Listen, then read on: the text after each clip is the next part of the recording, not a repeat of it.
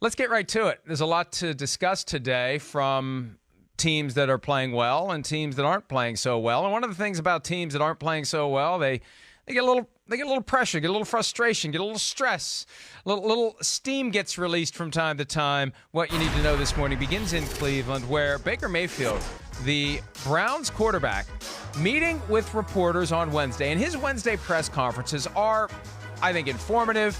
They can be entertaining. They can be problematic, as it was on Wednesday when Baker Mayfield and Tony Grossi of ESPN Cleveland got into a little bit of a back and forth, originating from questions from Grossi about a perceived lack of urgency in the 2-minute drill that the Browns were trying to implement before halftime of their eventual loss to the New England Patriots. Let's watch and listen to the interaction between Tony Grossi and Baker Mayfield from Wednesday's press conference. Here it is. It seemed like there was a lack of urgency there. Was something going on? There was a penalty, so we were negative yardage. No, but there was a lot of time between snaps. Well, when the penalty happened and we're behind the chains. No, stop saying but. I just told you the clock was running and we had a penalty. You want to give them the ball back? No, you don't play. You don't know it. That's just plain and simple. Was I happy with the drive? No, we didn't score points. It's the dumbest question you could ask. What? Jesus, Tony. And there's the walk-off by Baker Mayfield. Now, he had spoken for a while. This wasn't one of those 45 seconds into the press conference and the guy disappears. The transcript was lengthy. He had talked for 10, 15 minutes at least. But the way it ended was a little clunky, to say the least. There's a history there, Chris, between Tony Grossi and Baker Mayfield. Grossi was critical of Mayfield before the draft. But don't you at some point, and I'm struggling with this, okay? Yeah, I hear you. Because I know that this is who Baker Mayfield is. Yep. This is what you get. This is part of what makes him good. He's feisty. He has a chip on his shoulder. He searches for any and all actual or perceived slights to fuel him. I get that. The one thing I didn't like about that interaction, the whole "you don't play the game, so you don't know." I agree. That is such a tired and outdated and stupid thing to say.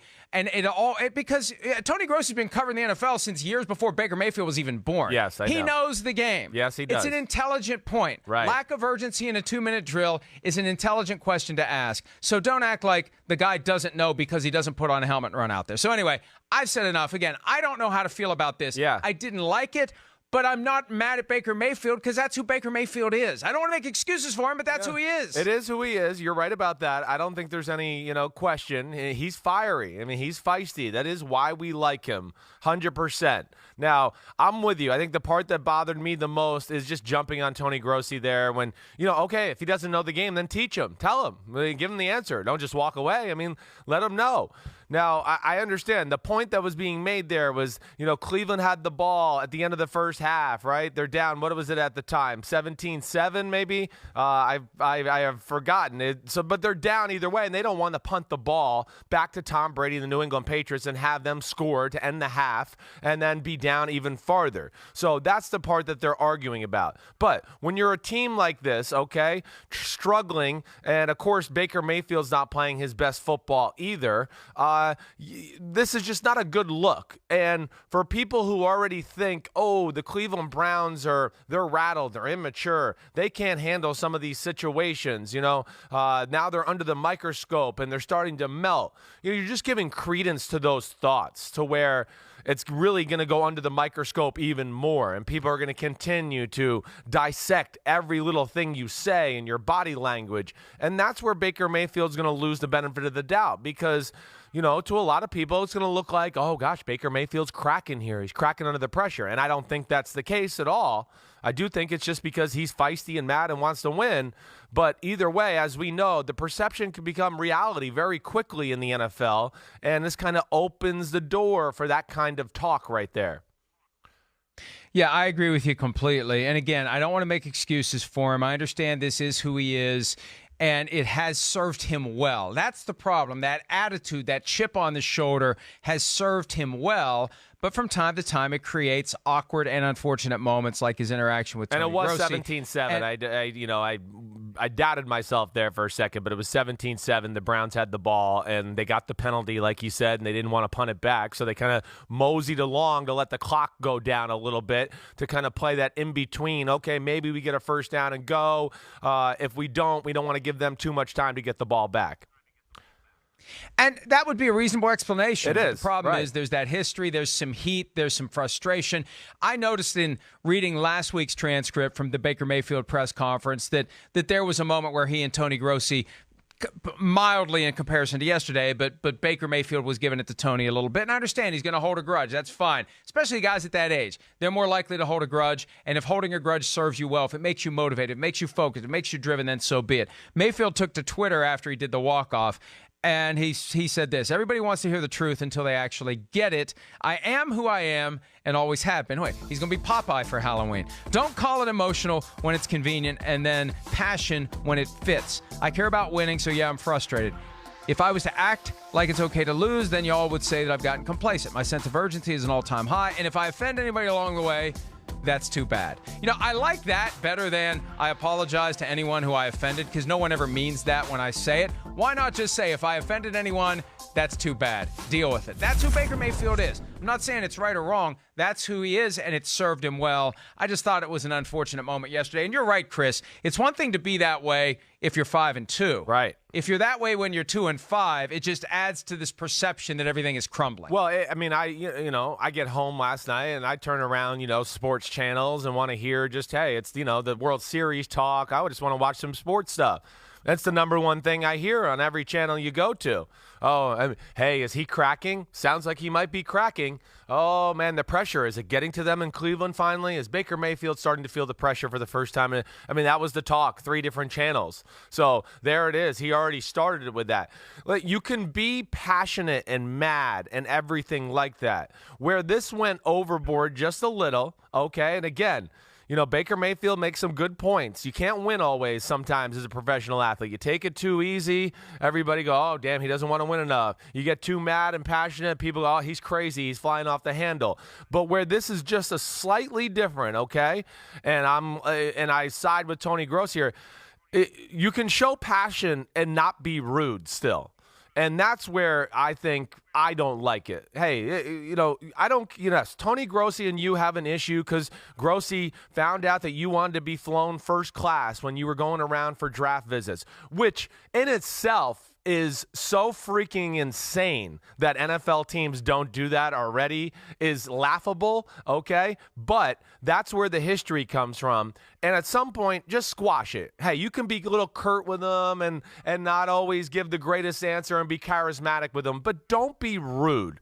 And that's where I always kind of go back to, don't take it so personal. The guy's doing his job. You can be passionate and not be rude or a jerk to a guy. There is a line there.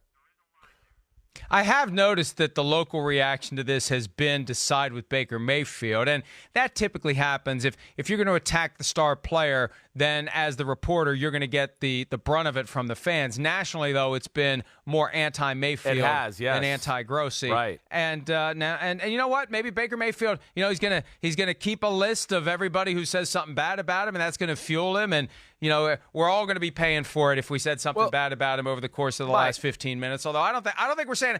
First of all, I don't care. Yeah. I got to say what I believe. That's right. And but secondly, I don't think we're being unfairly critical of him here. I think that we're looking at a situation that wasn't his best moment, and we're explaining why it wasn't his best moment and how it could potentially cause issues for him down the line. Yeah, that's right. We like Baker Mayfield, so there's no doubt about it. But to your point with like the difference between national and local. The one thing, even on social media, all I looked at was some of the reactions about this whole thing. Oh, you're Johnny Manziel 2.0. I can't tell you how many times I saw that kind of stuff.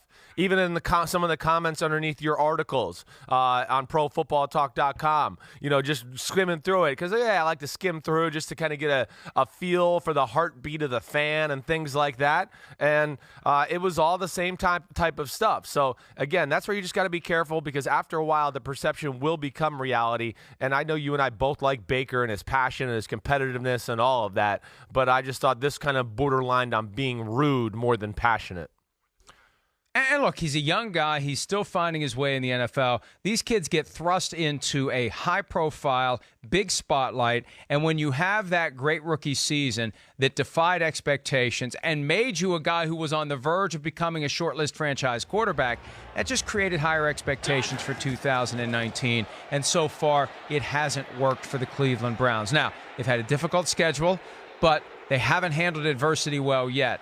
How they handle things going forward is going to be critical. They have a game they can win this weekend in Denver. Then they have the Bills. Then it gets interesting with the Steelers twice in 3 weeks. And we're going to learn a lot about whether or not this Browns team can dig out of the hole that they found themselves in. But you're right. The perception, at least for now, is going to be that they are cracking. And if they would lose in Denver on Sunday, Chris, and let me tell you, yeah. when I was doing my but for the fact that Brandon Allen is starting at quarterback for the Broncos, I may have picked the Broncos to win the game. If they would lose that game on Sunday, then it really is falling apart for the Cleveland Browns. Yeah, it's scary. It really is. And hey, the offense was never like the thing we were scared of in Denver anyways. It's about their defense, and they're going to make life hard on Baker Mayfield. Going into Denver and playing in that stadium is not easy. It's one of the better home field advantages in all of the NFL.